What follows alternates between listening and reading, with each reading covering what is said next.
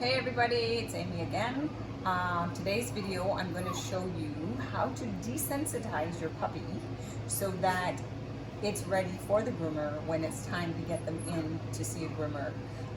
So again, you have to remember that they cannot go in to see the groomers until they're fully vaccinated. So you'll be looking after your 16-week vaccination, but you can do a lot of stuff at home to get them ready and totally desensitize them so that your groomer will definitely want to get them back.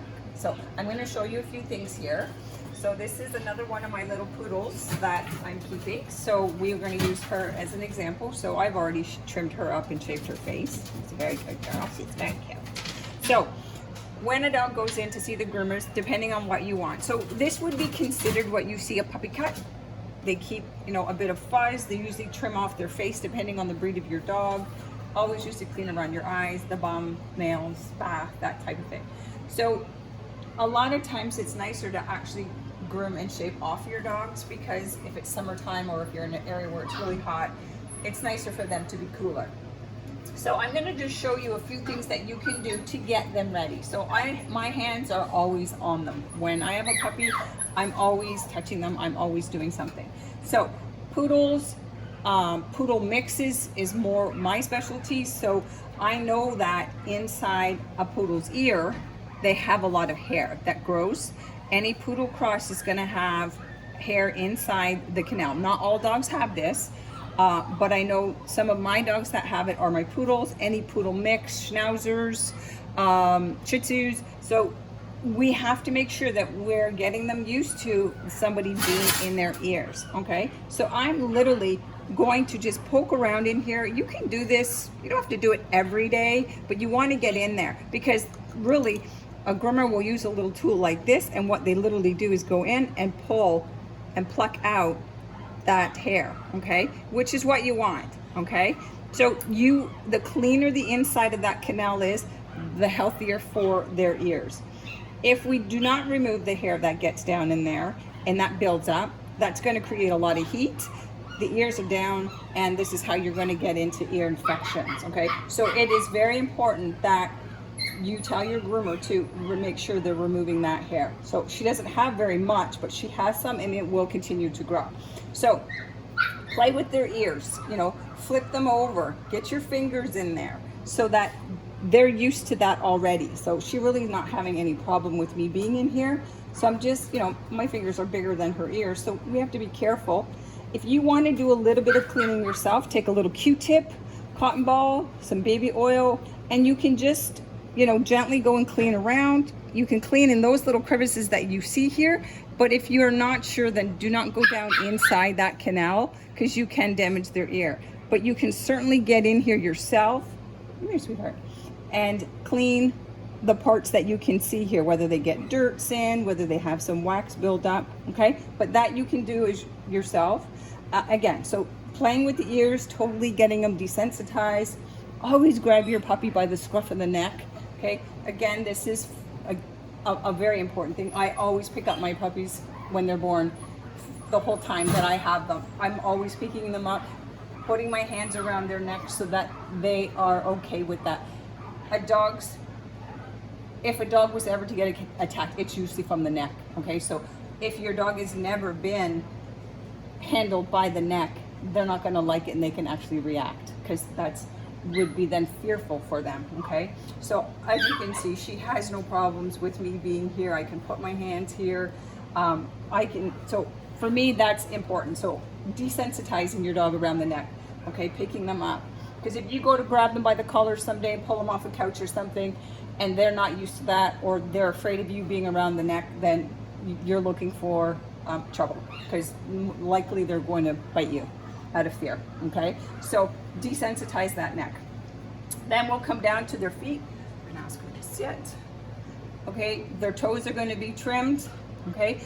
Little feet like this would be trimmed off with clippers, all right? So you want to get them used to clippers as well, because clippers are going to go between the pads of these feet, all right? So hold them again. Remember, don't let them pull away. She's obviously okay with me having her feet. Again, spread the little toes apart, because her little nails are going to get clipped, right? Same thing as in the previous video. Okay, you just clip, go ahead. When they're quiet, not pulling, go to work. But I want to get my fingers in between her toes, in between the pads, because the clippers are eventually going to get there. Okay, so again, you're desensitizing, not letting her pull. Okay, so do this a couple times a week, right? You're going to do it to all of them. Same idea. Spread the toes, get the fingers in the pads, spread the pads open. She's just like, what are you doing? Again, I'm going to do the same thing to the back. Now, a lot of people want to brush their little teeth. So little baby puppy teeth are very sharp.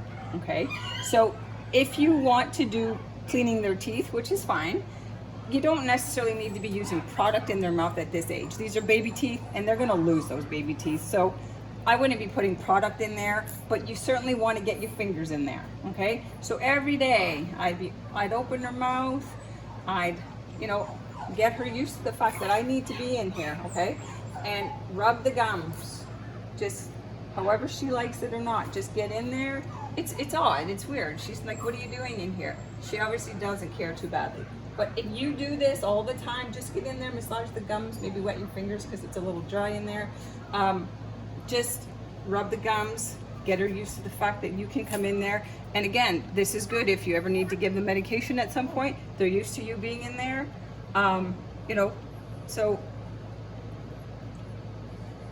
she's not liking it a whole lot, but it's not hurting them in any way, but she's just gonna get used to it. So if I'm doing this all the time, she's probably will just open her mouth at some point. Okay, so get in there, and again, you're winning your battle. So if she was pulling away a little bit and getting a little bit like, you get out of there, I'm not going to. I'm gonna just stay here until she finally says, all right, whatever, you're gonna do what you want.